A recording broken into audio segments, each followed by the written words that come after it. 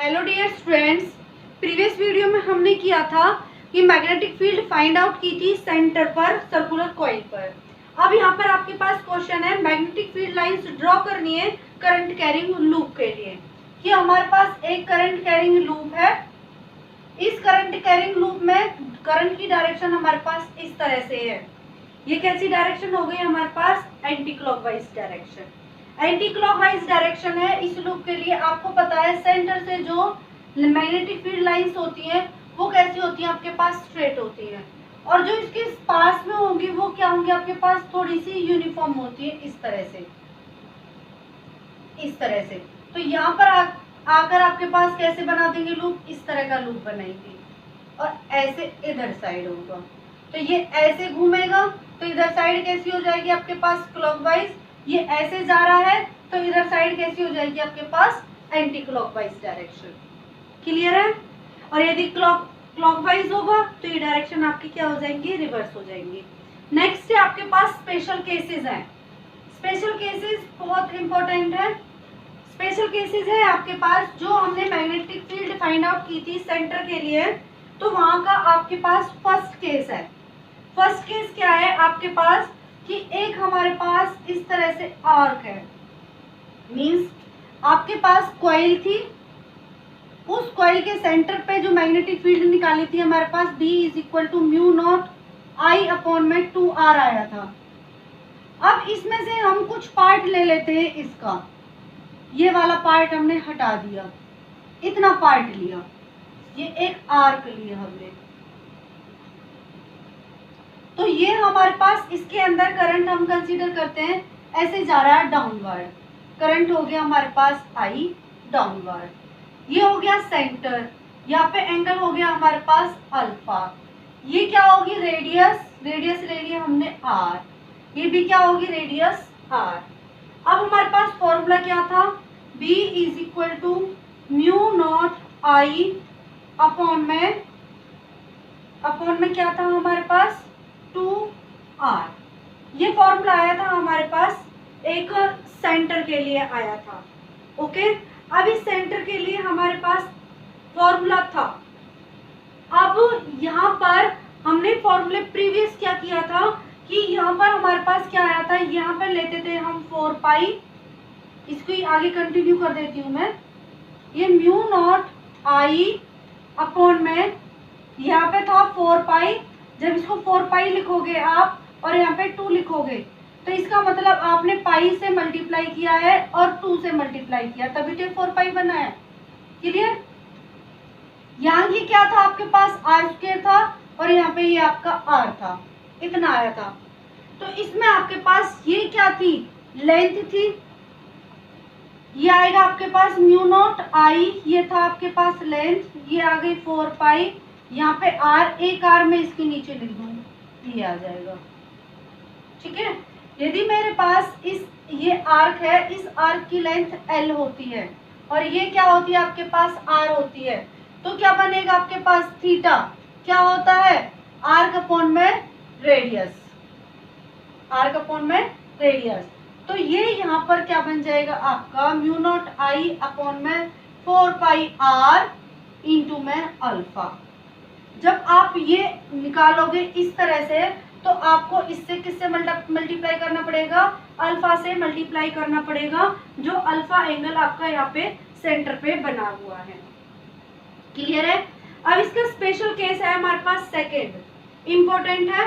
Numericals आते हैं और आपके जेईई मेंस और एडवांस के पॉइंट ऑफ व्यू से भी क्या है आपका? इंपॉर्टेंट है, और बोर्ड के पॉइंट ऑफ व्यू से भी काफी इंपॉर्टेंट है। सेकंड है हमारे पास कि 2 कॉइल्स हैं हमारे पास, उन 2 कॉइल्स को हमें परपेंडिकुलर रखा है।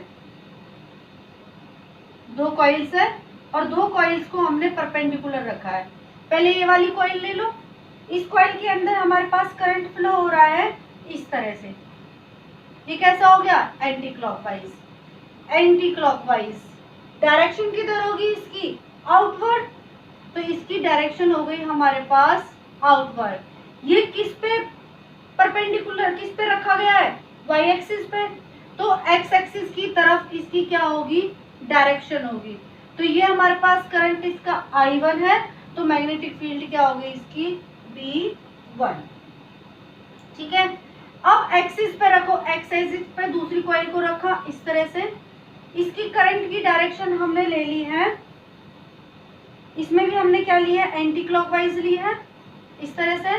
करंट क्या हो गया I2, ये एक्स एक्सिस पे है तो इसकी डायरेक्शन किधर होगी हमारे पास, अपवर्ड डायरेक्शन। ये भी देखो ऐसे घुमाओ आउटवर्ड, ये हो जाएगी हमारे पास B2। ठीक है, अब ये इस तरह से आ गया हमारे पास, इधर ये B1 है, इधर हमारे पास B2 है। क्लियर, अब इन दोनों का डायरेक्शन कैसे निकालेंगे, नेट ये होगी। ओके, तो नेट मैग्नेटिक फील्ड क्या हो जाएगी, वेक्टर फॉर्म में लिखेंगे B is equal to B1 plus B2। Okay, और मैग्नीट्यूड फॉर्म आपको पता है कैसे निकालते हैं, B is equal to under root B1 plus B2 और इनके क्या आ जाएगा आपका स्क्वायर। फॉर्मूलेज आपको पता है और कंडीशन आप कोई सी भी लगा सकते हो। यदि करंट आपका I1 I2 इक्वल हो गया तो क्या होगा, रेडियस इक्वल हो जाए तो क्या होगा, वो आपको मैंने कॉइल का फॉर्मूला बता दिया है, उसमें पुट कर लेना। क्लियर, अब है आपके पास कॉइल थर्ड में, थर्ड केस में क्या कहता है आपके पास कि इस तरह से कॉइल है आपके पास, एक ये बड़ी वाली कॉइल और इसी के अंदर है छोटी वाली कॉइल, दोनों का सेंटर सेम है, दोनों का सेंटर क्या है, सेम। तो एक बार इन दोनों में सेम डायरेक्शन में करंट फ्लो हो रहा है, एंटी क्लॉकवाइज डायरेक्शन में। पहले के लिए देखो एंटी क्लॉकवाइज डायरेक्शन में आउटवर्ड, दूसरी के लिए भी आउटवर्ड, मतलब दोनों की जो डायरेक्शन है वो दोनों कैसी आ रही है आपके पास, सेम डायरेक्शन में आ रही है। तो जब सेम डायरेक्शन में आ रही है तो नेट मैग्नेटिक फील्ड क्या आ जाएगी आपके पास, B1 प्लस B2, क्या आ जाएगी, B1 प्लस B2।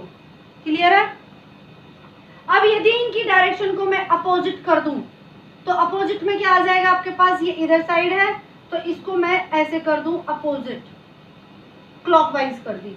अब देखो ये आपके पास बड़ी वाली के लिए आउटवर्ड और अंदर वाली के लिए इनवर्ड, तो ये आपके पास क्या हो जाएगी, आउटवर्ड और एक आपकी क्या हो गई, इनवर्ड, तो एक क्या हो जाएगी आपके पास, माइनस हो जाएगी। वो आप ये देख लेना ग्रेटर कौन सी है, ग्रेटर में से स्मॉलर को माइनस कर देना। ओके, ये कंडीशन आ जाएंगी आपके पास। नेक्स्ट है सेमी सर्कुलर के लिए, यदि रिंग आपके पास सेमी सर्कुलर आ जाती है, सेमी सर्कुलर हो जाती है इस तरह से, और इसका सेंटर क्या होगा यहाँ पर, तो ये हो गई R, तो स्मॉल करंट एलिमेंट लेंगे तो इस तरह से ये एंगल क्या हो जाएगा 90, करंट क्या हो गया I।